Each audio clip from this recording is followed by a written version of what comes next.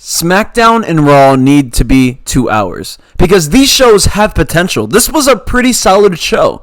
Obviously, there were some boring moments and some moments where I'm like, why is this even on the show? But there were some good moments, and specifically John Cena's promo at the end of the show. Great television.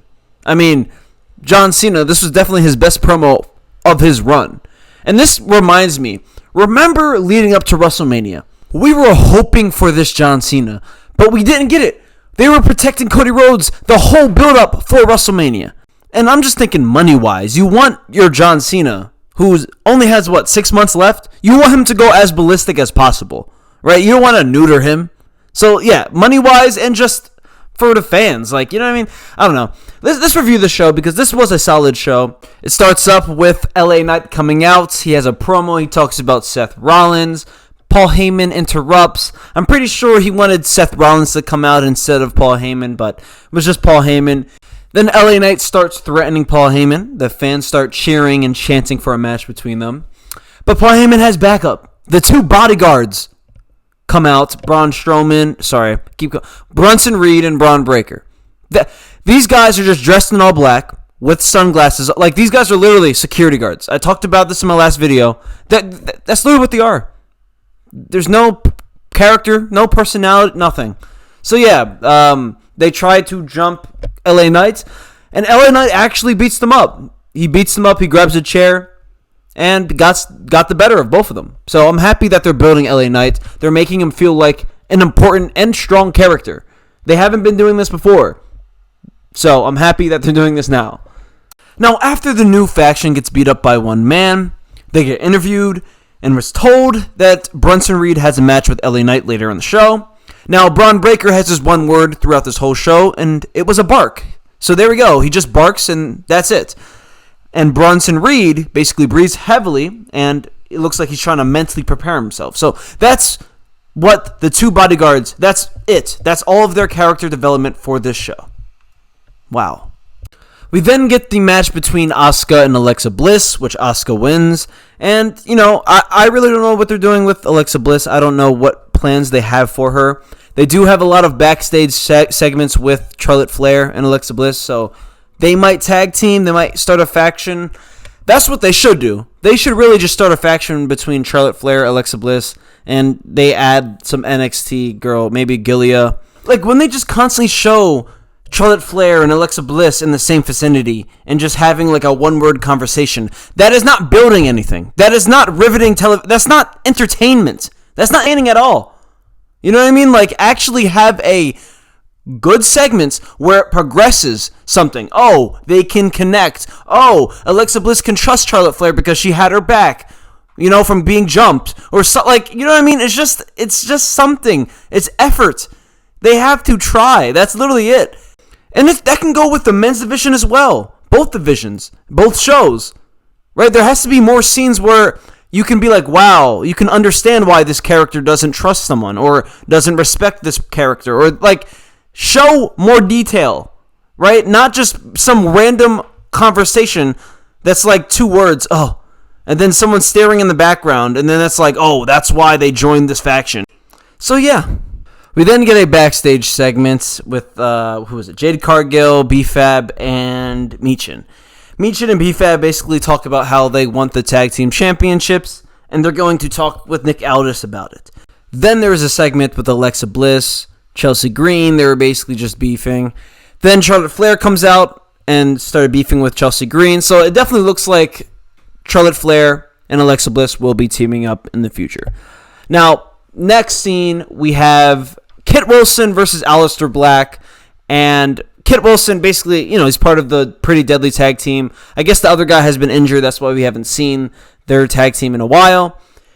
Ron Killings basically comes out and jumps Kit Wilson, beats him up, puts him in the STFU, calls out John Cena, and I enjoyed this scene. This was shocking. I didn't expect this to happen, and Ron Killings beating up a face type of character shows you that, Ron Killings, he's losing his mind, or he's not in the right headspace right now. And I enjoy the scene. He basically calls out John Cena, all the security guard people come out, and he does have a match later on, so he just walks out and goes to the backstage. While we're in the backstage, Ron Killings is still visibly very upset. Aleister Black comes up to him and was like, why are you butting in my business? Like, why are you taking my fights? R-Truth was like, it's not about you. You know what I mean? Now, DP comes out and he kind of de-escalates the situation. And he kind of calms down R-Truth and was like, yo, I know what you can do, man. Like, this is not you. This is not the R-Truth that we know. You're supposed to put smiles on people's faces. You have your match later. Focus on that. And when you win, we're going to have a drink later. We're going to have some fun. The crowd goes wild. And this was a good Damian Priest segment, right? Damian Priest is not great on the mic, but this was pretty good. This was pretty good for him. And, I enjoyed this segment. And I remember in the past when Damian Priest was in the Judgment Day, this was probably when Judgment Day was at its peak, was when R-Truth came in there. And R-Truth and Damian Priest was really the two best characters from that, in my opinion. Now, let's talk about the next segment. Oh, man, we get a promo. Jey Uso, Cody Rhodes. And I don't understand, man. Jey Uso is always out of breath.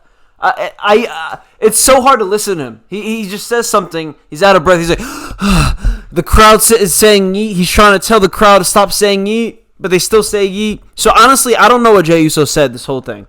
But Sami Zayn comes out and was like, wow, these two guys that I respect the most. Who would have thought? The two best people that WWE have to offer. Like, oh, man, he pisses me off. He's just such a glazer. Just chill, bro. Chill. Why does everyone have to be friends? Why do you have to respect all of them? This is wrestling, man. Whatever. Randy Orton comes out, basically says the same shit. Cody, I'll do whatever I have to do to get to this world champion. That if that means going through you, I'll do it. Same shit he always says. So yeah, this segment was just, I don't know why this segment was even part of the show. This segment was just boring. I really didn't understand the purpose of this segment. I understand you want to, I guess, preview what's going to happen in the future, but this is not the way. I'm sorry. We then get a match between Randy Orton and Sami Zayn, and this was a really good match. I enjoyed this match. I thought Sami Zayn was going to win this. I really did think Sami Zayn was going to win, and I think this is how you book Sami Zayn. You don't have him win all of his matches. You don't have him win many matches. You keep him as that underdog, and when he wins that match, that's when you're like proud of him. You're happy, and that's what you should do for your baby faces. You know what I mean? They try to do that with Jey Uso, but it's a little different. Jey Uso is just not as good in the ring, and he's not as good on the mic, right? That's the difference between Sami Zayn and Jey Uso, in my opinion. I think Sami Uso, obviously he's a better wrestler. He's just a mid-card guy. Jey Uso's more of a tag team mid-card guy. But yeah, this was a good match. Randy Orton got a really good RKO at the end of the match. It was a surprise RKO, and he wins this match. We then get a promo between Tiffany Stratton and Nia Jax, and Tiffany Stratton basically calls out her and says she wants a last woman standing match next week. Now, I'm excited for this match. I don't remember if Tiffany put her title on the line, so I'm really not sure if the title's on the line. I'm just assuming it is because, why would you have the champion fight without it? But maybe it's not, right? John Cena had one pretty recent, so we'll see. They then brawl. And Nia Jax got the best of her, which then leads to Naomi coming out with the briefcase. She's jumping up and down, looking like she's about to cash in.